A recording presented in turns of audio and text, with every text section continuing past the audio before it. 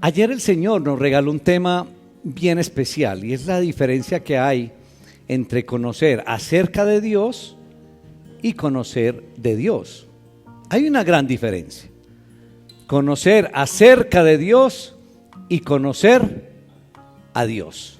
Hay una gran diferencia. Es posible entonces que intelectualmente conozcamos muchas cosas de Dios. Es posible que en muchos de nosotros se dé ese aspecto. Es posible que nos aprendamos muchos versículos.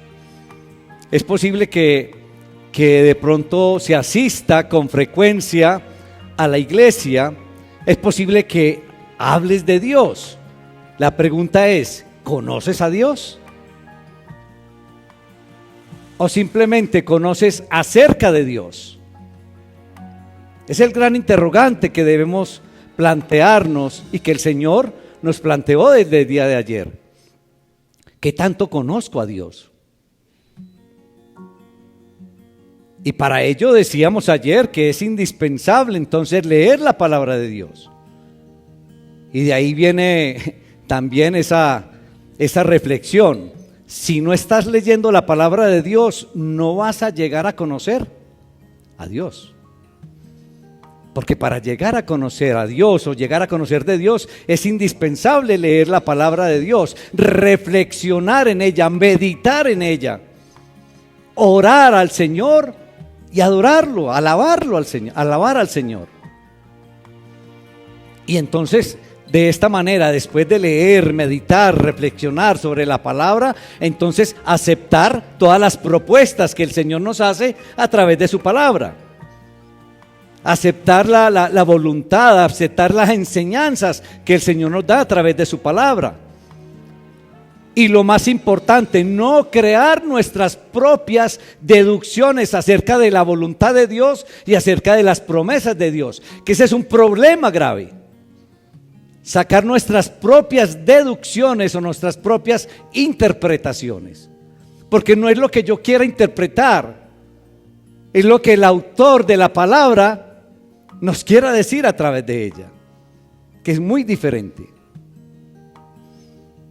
Tendemos, pero en muchas ocasiones demasiado, a crearnos nuestras propias interpretaciones acerca de las verdades de Dios. De ahí las diferentes denominaciones que uno ve a través del mundo, denominaciones religiosas, con sus propias interpretaciones, con sus propias declaraciones de fe, con sus propias consideraciones. Es más, aún dentro de las mismas denominaciones, aún dentro de una iglesia como esta, hay diferentes interpretaciones frente a varios aspectos. ¿Por qué? Y por esos detalles, iglesia, es que nos concentramos en detalles que, digamos que no son importantes en la vida espiritual. Y es muy posible entonces que por estar concentrados en esos detalles que no son importantes, entonces no vibremos y no nos gocemos de acontecimientos que son verdaderamente importantes en nuestra vida cristiana. ¿Por qué? Porque estamos distraídos. Y la palabra del Señor nos tiene hoy un buen ejemplo al respecto de este tema. Y los invito, hermanos, para que abran sus Biblias en el Evangelio de Mateo y nos ubicamos en el capítulo 2. Vamos a estar en los primeros 8 versículos del Evangelio de Mateo, capítulo 2. Dice la palabra del Señor, la leo en el nombre del Padre, del Hijo y del Espíritu Santo. Amén. Cuando Jesús nació en Belén de Judea, en días del rey Herodes, vinieron del oriente a Jerusalén unos magos, diciendo: ¿dónde está el rey de los judíos que ha nacido?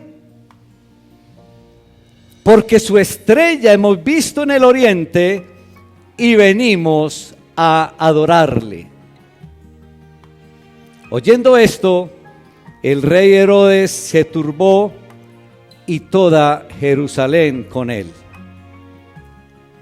Y convocados todos los principales sacerdotes y los escribas del pueblo, les preguntó dónde había de nacer el Cristo. Ellos le dijeron: en Belén de Judea, porque así está escrito por el profeta.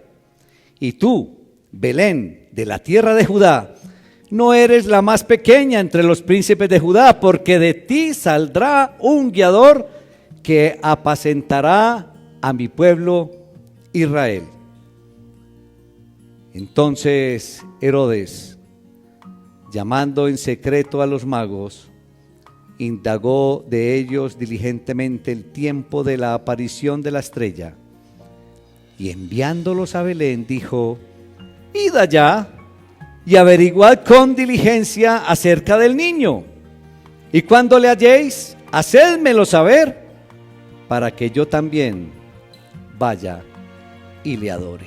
Padre, te alabamos, te damos honra, te damos toda la gloria en Cristo Jesús. Padre, gracias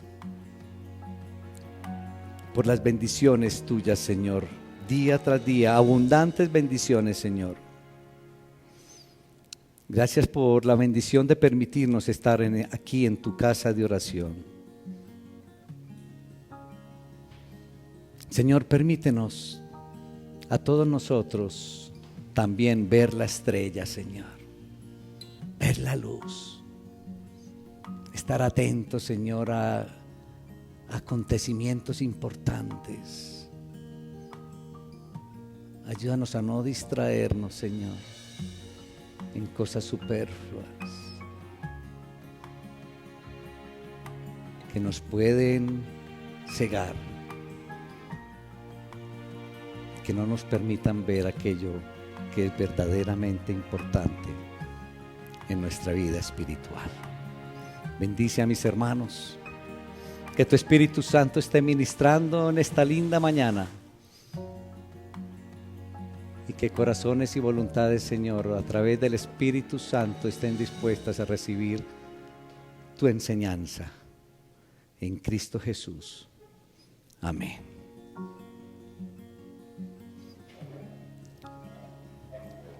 Hermanitos, a través de la palabra de hoy podemos ver cómo unos sabios ven la estrella, pero los religiosos de aquella época simplemente se estrellan.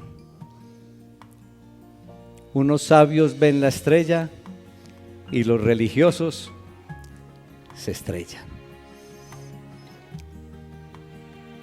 A través de esta porción, iglesia, vamos a resaltar 3 detalles bien importantes que podemos observar a través de esta porción. Y el primer detalle que podemos observar es que unos sabios que no eran judíos, unos sabios gentiles, están buscando la presencia del niño, lo que podemos ver ahí en los versículos 1 y 2. Porque cuando Jesús nació en Belén, dice la palabra de Judea, en días del rey Herodes, vinieron del oriente a Jerusalén unos magos diciendo: ¿dónde está el rey de los judíos que ha nacido? De ahí el título, porque unos sabios ven la estrella, unos sabios ven la luz, unos sabios ven la guía. Y el evangelista Mateo, entonces, al hablar ahí de Belén, la ciudad de David, él está enfatizando el linaje de Jesús. O sea que Jesús era del linaje ¿de quién? De David, con la presentación ahí de Belén. Cuando uno lee esto, hermanos, la primera pregunta que uno se hace o que yo me hago es, bueno, ¿y cómo entender el interés de estos personajes? ¿Cómo entender la disposición de estos personajes extranjeros, sabiendo que vivían bien lejos? ¿Cómo entender eso? ¿Por qué estaban ahí? Por fe, por bondad, por conocimiento de algunas ciencias, por conocimiento de profecías. ¿Por qué? ¿Cómo entender eso?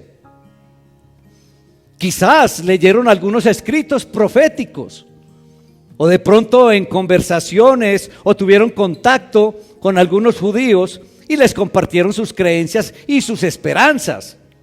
Pero ¿cómo entender eso? Lo que sí se debe aclarar, hermanos, es que estamos hablando de unos personajes que no eran unos brujos vulgares como abundan en nuestro contexto hoy en día, ni eran esos magos con una bolita de cristal adivinando situaciones o adivinando futuro. No eran ese tipo de magos. Magos era un calificativo, hermanos, para que entendamos, y para la costumbre de los medos y de los persas era una especie de sacerdotes, una especie de sabios, una especie de filósofos, unas personas que se dedicaban al estudio de las ciencias morales y físicas y cultivaban especialmente la astrología. Y estos personajes con seguridad eran estudiosos de la astrología, por lo que estaban hablando de ¿qué? Hablaban en especial de una estrella. Ahora la tradición menciona a tres, la tradición, quizás basándose por los regalos que llevaban. ¿Qué regalos llevaban? Incienso, mirra y oro, y a lo mejor por eso hablan de tres. Pero noten ustedes que en la palabra donde mencionan los nombres de estos personajes, ¿quién le dio esos nombres? ¿Ah? ¿Quién le dio esos nombres? Entonces llegan estos personajes gentiles, o sea, no judíos, y hacen la pregunta: ¿dónde está el rey de los judíos que ha nacido? Es una pregunta clave, hermanos. Es una pregunta clave, pero porque ellos están hablando con seguridad del nacimiento del niño, porque una estrella del oriente nos ha indicado. ¿De dónde venían ellos? Del oriente.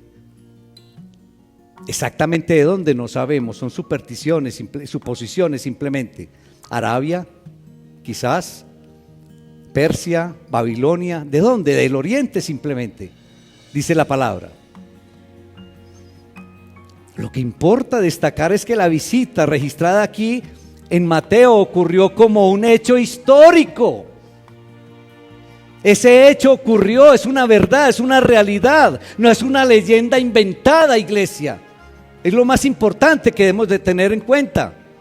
Y esto no lo colocó ahí Mateo como para darle colorido a su relato de ninguna manera, un hecho real que sucedió.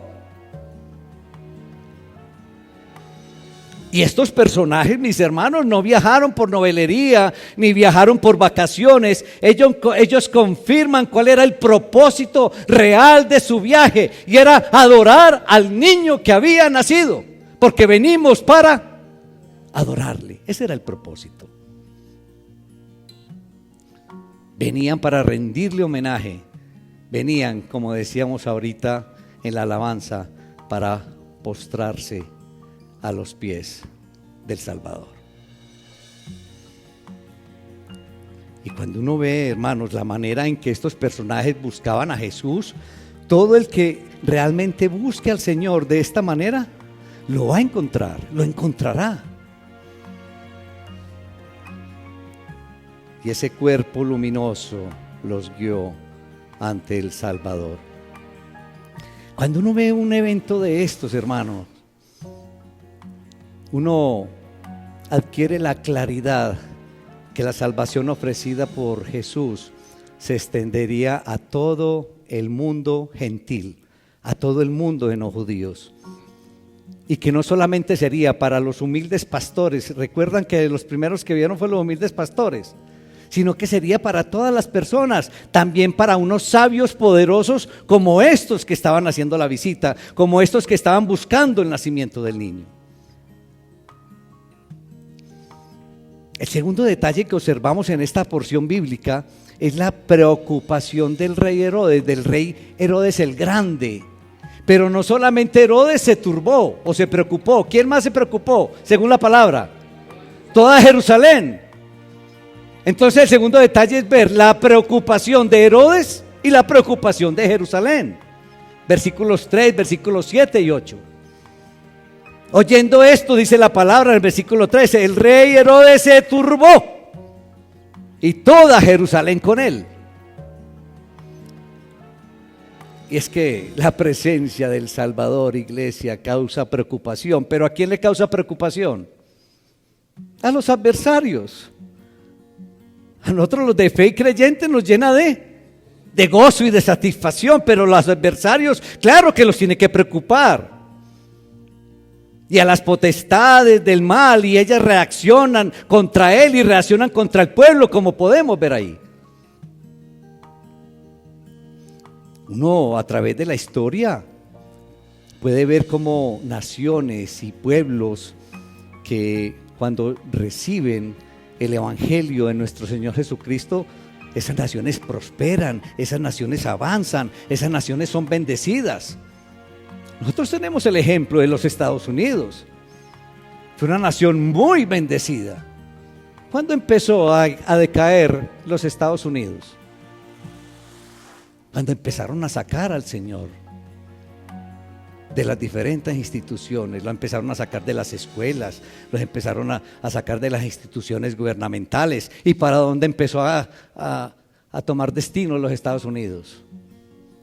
Como la cola de las vacas.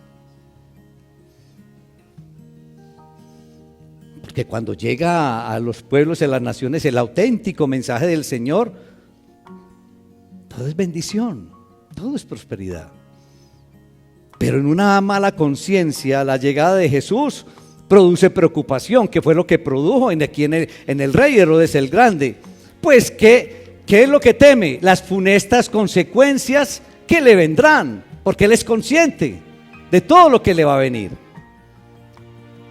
En cambio, los que se refugian en Jesús hallan en su presencia una fuente de paz y de consuelo. ¿Hay alguien aquí que experimente paz y consuelo? Gloria al Señor. Pero Herodes estaba turbado porque él sabía lo que le esperaba. Y lo que para aquellos extranjeros o sabios era una buena nueva, una buena noticia, entonces para Herodes esto se le convierte entonces en una muy mala noticia. La pregunta es ¿por qué? Y uno ve ahí que es el egoísmo de Herodes, el vil egoísmo, pero también ese ego necio que tenía el rey Herodes el Grande,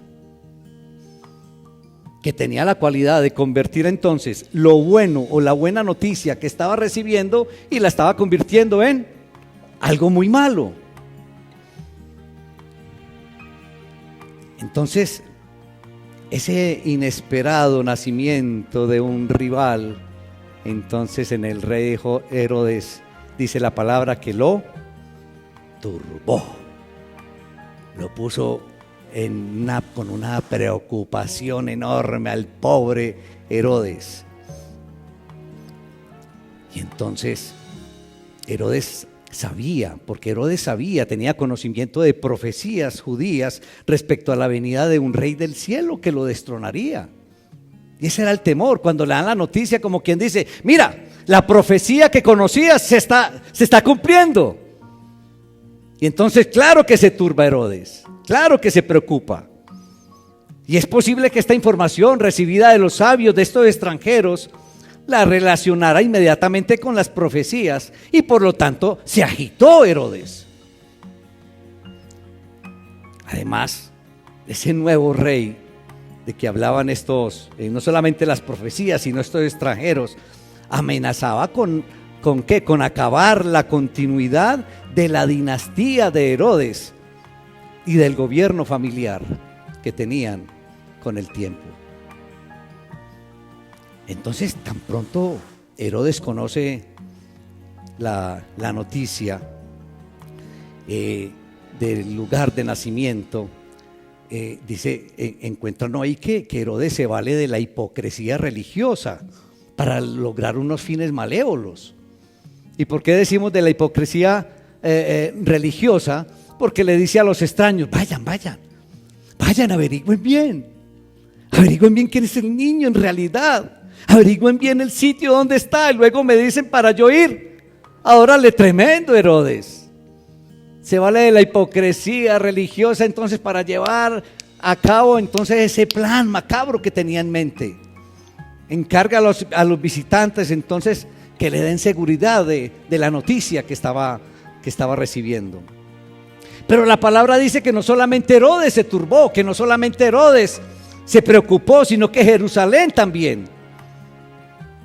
Pero uno dice, ¿y por qué Jerusalén? Quizás porque Jerusalén veía que no solamente estaba ante un gran acontecimiento religioso, sino que también estaba ante un gran acontecimiento político. Quizás era la preocupación del pueblo, no solamente la preocupación religiosa, el evento religioso, sino también el evento político. Ahora, las preocupaciones de Herodes bien podrían proyectarse de una manera directa para el pueblo, por dos razones. ¿Qué pasa con la gente del pueblo de Jerusalén que participaba en la mermelada de Herodes? ¿Se preocupaban? Claro que se turbaban. ¿Y qué pasaba con el resto del pueblo que no participaba de la mermelada de Herodes? ¿Sí? Que no estaba de pronto con el partido, para que me entiendan, con el partido político de Herodes, con las ideas de Herodes. Y que de pronto gritaban en los estadios: ¡fuera Herodes! ¡Fuera Herodes! Claro que estaban preocupados por la tiranía desbordada que iban a recibir de este rey, porque las consecuencias iban a ser incalculables. ¿Sí me estoy haciendo entender? Entonces, claro está que el pueblo en general también se turbó por una u otra razón.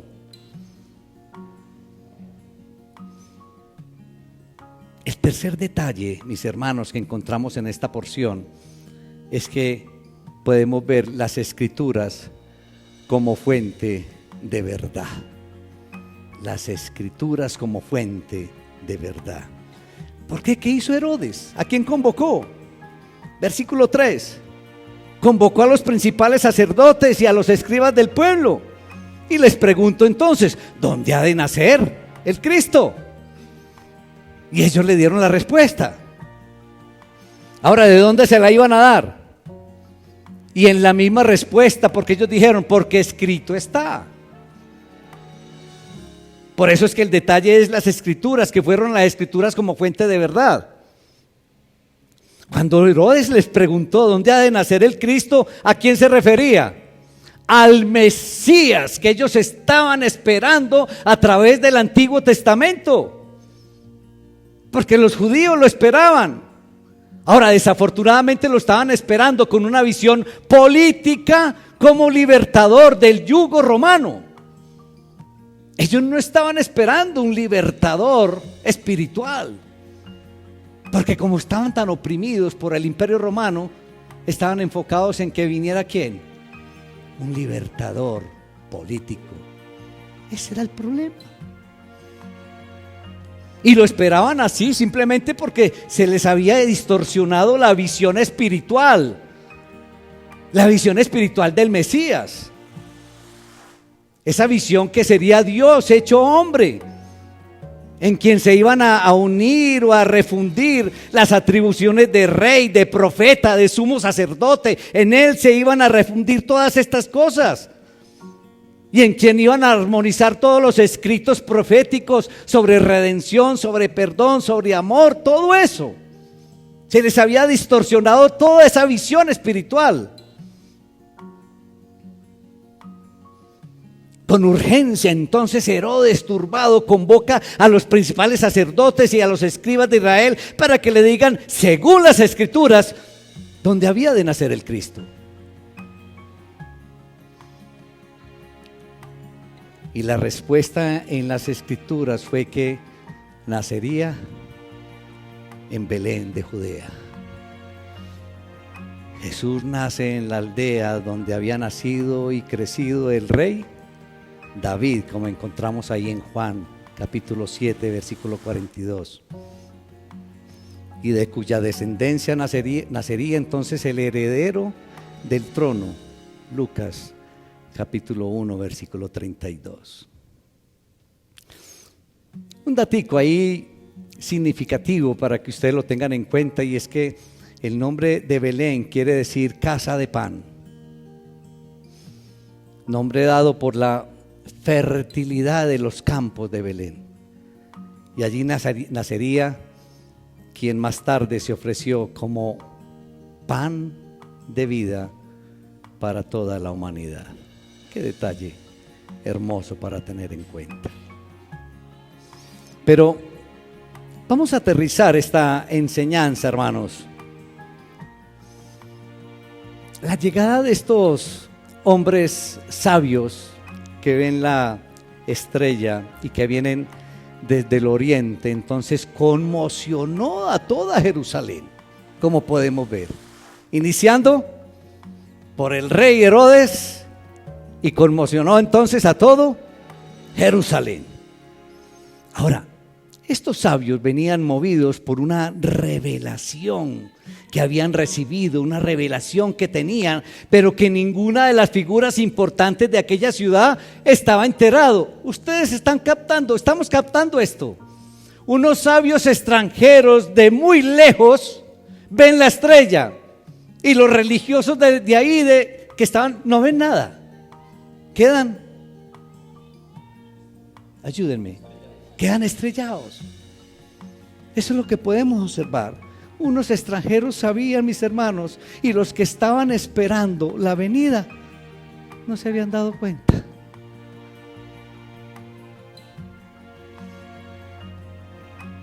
Además, los sabios hablaban de un rey de los judíos, le hablaban al mismo pueblo judío, les estaba hablando de un rey.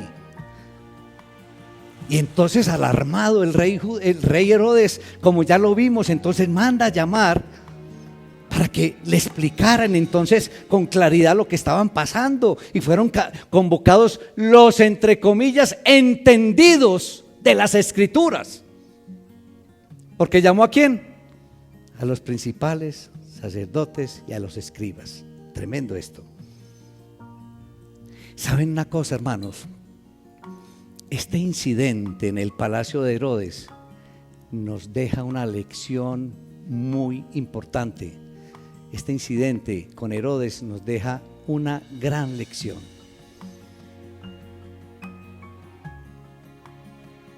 Y vemos que los principales sacerdotes y escribas entonces le proveen, le dan rápidamente la respuesta que Herodes necesitaba. ¿Y qué le dicen? Bueno, le dan la respuesta porque es que estos principales sacerdotes conocían exactamente la profecía de Miqueas.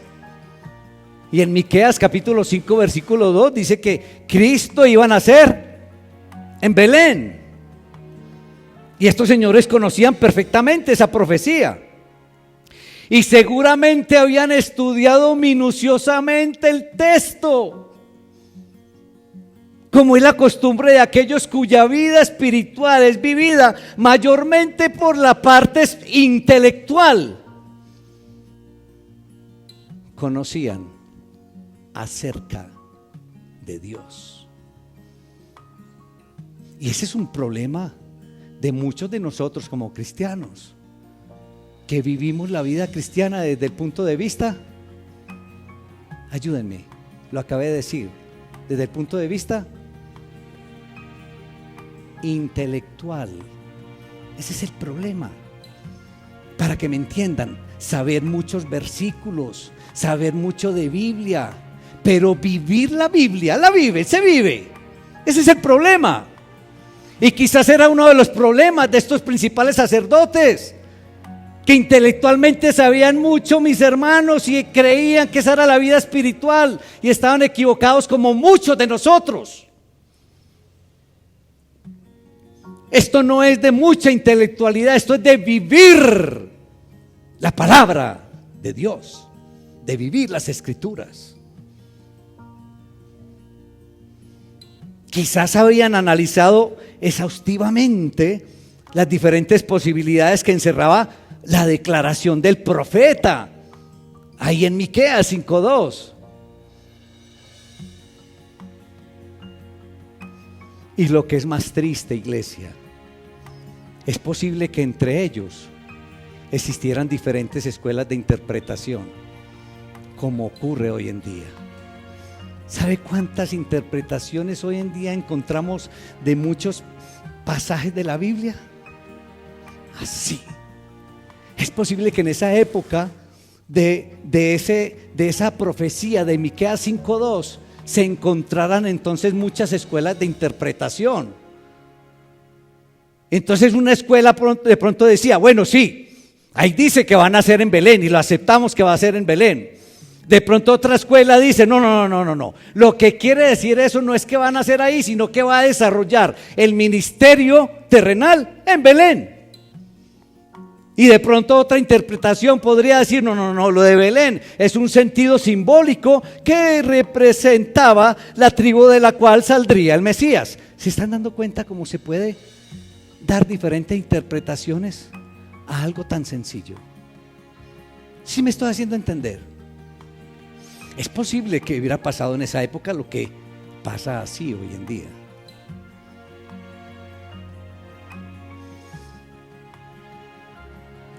Y lo interesante de este texto de hoy es que a pesar del conocimiento exacto y acabado de los textos que se referían a la llegada del Mesías, ninguno de los entendidos en el tema estaba enterado del acontecimiento que ya había ocurrido. ¿Sí se está dando cuenta? Sabían mucho de Biblia, mucho intelectual de las Escrituras, y no se habían dado cuenta de algo maravilloso y grande que había ocurrido en sus propias narices. ¿Cómo explicar eso? ¿Será eso lo que nos está pasando a muchos de nosotros?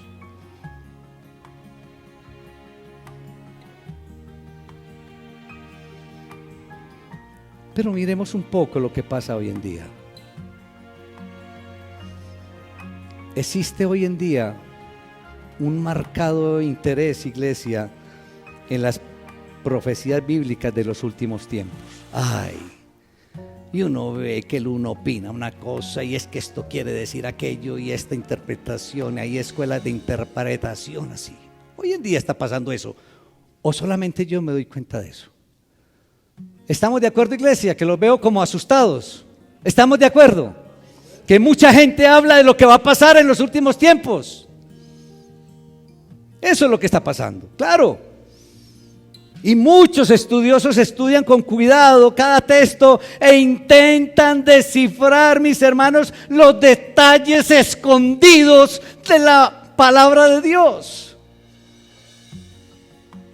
Y se despeinan, hermanos, tratando de buscar los secretos escondidos que hay aquí.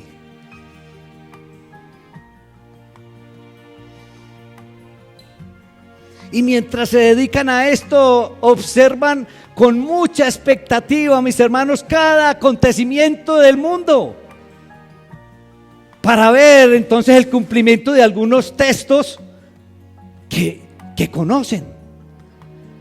Entonces pasa un terremoto y ahí mismo, sí, claro. Pasa un huracán y ahí mismo, no, es que vea. Hay una pandemia, no, es que el Señor.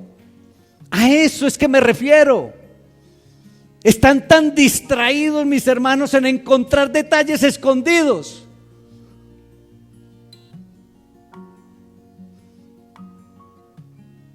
Que no vemos la realidad de lo que está pasando a nuestro alrededor y de lo que verdaderamente es importante en nuestra vida cristiana. E incluso los más atrevidos, mis hermanos, hacen afirmaciones categóricas acerca de muchos aspectos de la reconstrucción del templo, del anticristo, de la identidad exacta de personajes, de lugares, mis hermanos, e incluso hasta dan fechas de acontecimientos contundentes. ¿Se han dado cuenta?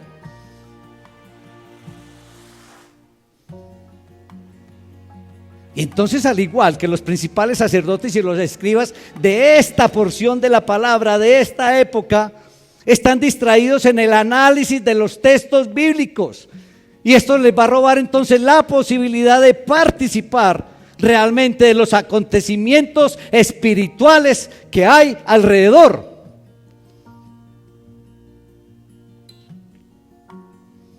Y uno se pregunta, ¿pero por qué? Porque es inevitable, mis hermanos, que tanto estudio, que tanta dedicación a buscar detalles escondidos, mis hermanos, acabemos por darle rienda suelta a nuestra imaginación, elaborando entonces nuestra propia película de la palabra de Dios. Ese es el problema. Y entonces el cuadro que vamos construyendo poco a poco, esa película que vamos construyendo poco a poco, eso se va encargando de producir en nosotros una ceguera que no nos va a permitir ver los eventos importantes que ocurren a nuestro alrededor, como le pasó a los escribas y fariseos de la época de la visita de los sabios.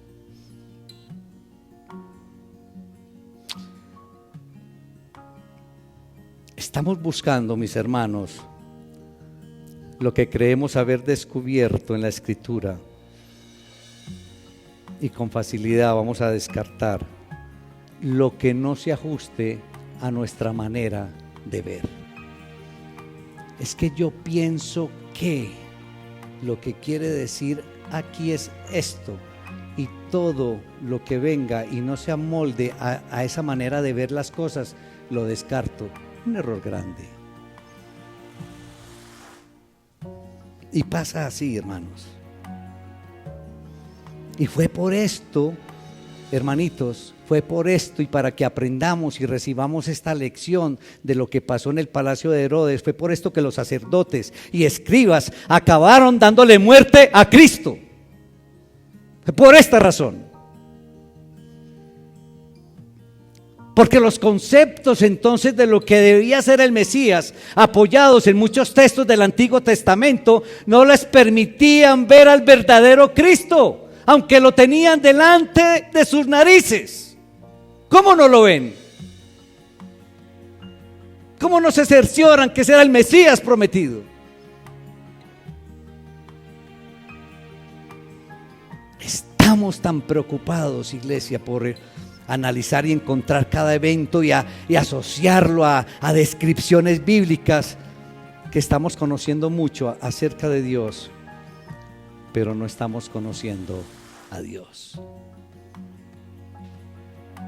Estamos adquiriendo tanto conocimiento, quizás a veces, o buscando tesoros escondidos, que no estamos conociendo a Dios.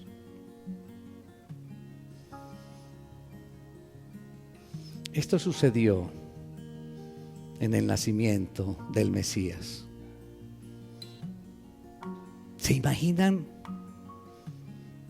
qué de la venida de Cristo si nosotros, por estar tan distraídos y ocupados, no nos damos cuenta de su venida? ¿Se imagina ese detalle? Los principales sacerdotes y escribas se dieron cuenta del nacimiento de Jesús. ¿Ah? Ahora yo les estoy preguntando, ¿qué pasaría? Nosotros estamos esperando la venida de Cristo, ¿es así o no? ¿Tan poquitos? ¿Alguno está esperando la venida de Jesucristo? Bueno, ¿qué pasaría si usted no se da cuenta que viene? Porque fue lo que pasó aquí con los principales sacerdotes y escribas. No se dieron cuenta, solamente unos sabios del oriente, ellos no.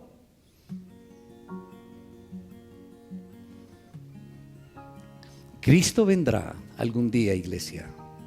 Lo estamos esperando. Esa es la única verdad que nos debe mantener con esperanza. ¿Por qué buscando tantos tesoros escondidos si tenemos esa verdad y gocémonos de esa verdad y que nos mantenga llenos de esperanza? Cristo vendrá, hermanos. Esa es una verdad, un tesoro que ya no está escondido. Es un tesoro que está a la luz de todos nosotros. Cristo vendrá, esa verdad. ¿Para qué vamos a buscar más verdades escondidas?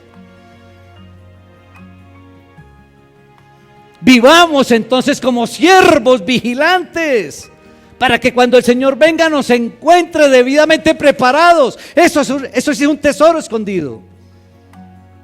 ¿Cómo estás viviendo tu vida cristiana? Y si viniera el Señor en este momento, ¿qué hay de tu vida? ¿Estás preparado? ¿Cómo está tu lámpara? ¿Se te acabó la gasolina quizás?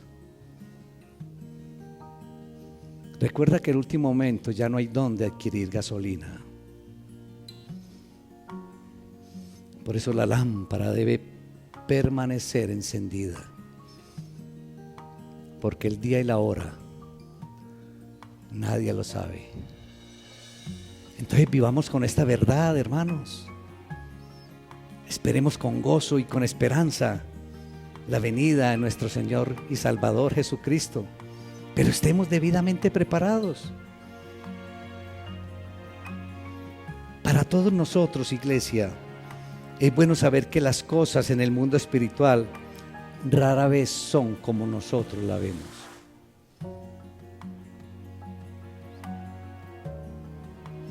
No basta con adorar al Señor con la escasa luz que nosotros tenemos. Busquemos y mantengamos viva la luz, la verdadera luz que está en Cristo Jesús.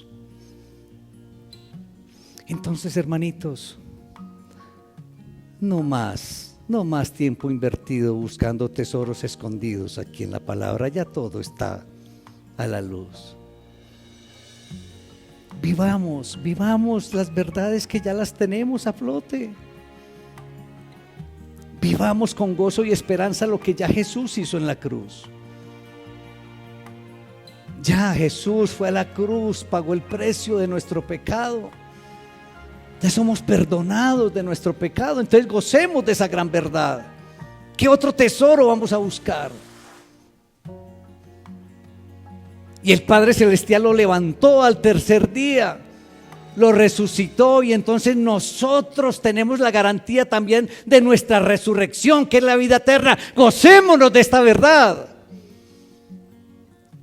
Y no solo eso, mis hermanos, sino que Cristo vendrá nuevamente. Entonces estemos preparados, gocémonos de esa promesa y estemos debidamente preparados para esa maravillosa venida, para que no nos vuelva a pasar lo que le pasó al pueblo de Israel, que vinieron unos sabios que vieron la estrella, pero que los religiosos quedaron estrellados. Que no vamos a quedar nosotros estrellados, hermanitos, en la segunda venida de Jesucristo. Que estemos debidamente preparados y que estemos añorando esa venida, que estemos orando por la venida pronta de nuestro Señor Jesucristo. Solamente pregúntate, ¿cuándo le has orado al Señor para que Cristo venga pronto? ¿Cuándo? Quizás has orado en otro sentido: Señor, dame unos añitos más que todavía me falta, y empiezas a hacerle una lista. Que cuando se dé aquel evento que tenemos, que estamos esperando, porque el pueblo judío estaba esperando al Mesías. El Mesías vino y no se dieron cuenta. Nosotros estamos esperando la venida de Jesucristo. Qué bueno que ese día todos estemos unidos, todos estemos junticos, celebrando y gozándonos la compañía de nuestro Señor Jesucristo. Padre, te alabamos, te damos honra, te damos toda la gloria en el poderoso nombre de Cristo Jesús. Sí, Padre, perdónanos si no queremos, Señor, que nos pase lo que le pasó a los religiosos de aquella época, Señor. Unos extranjeros, unos personajes de una región muy lejana, Señor, vienen buscando al Mesías que había nacido, al niño que había nacido. ¿Cómo es posible que los religiosos, que los principales sacerdotes, que los escribas no se hayan dado cuenta, Señor? Y peor aún, que más adelante ni lo aceptaron, Señor. ¿De qué les sirvió tanto conocimiento intelectual?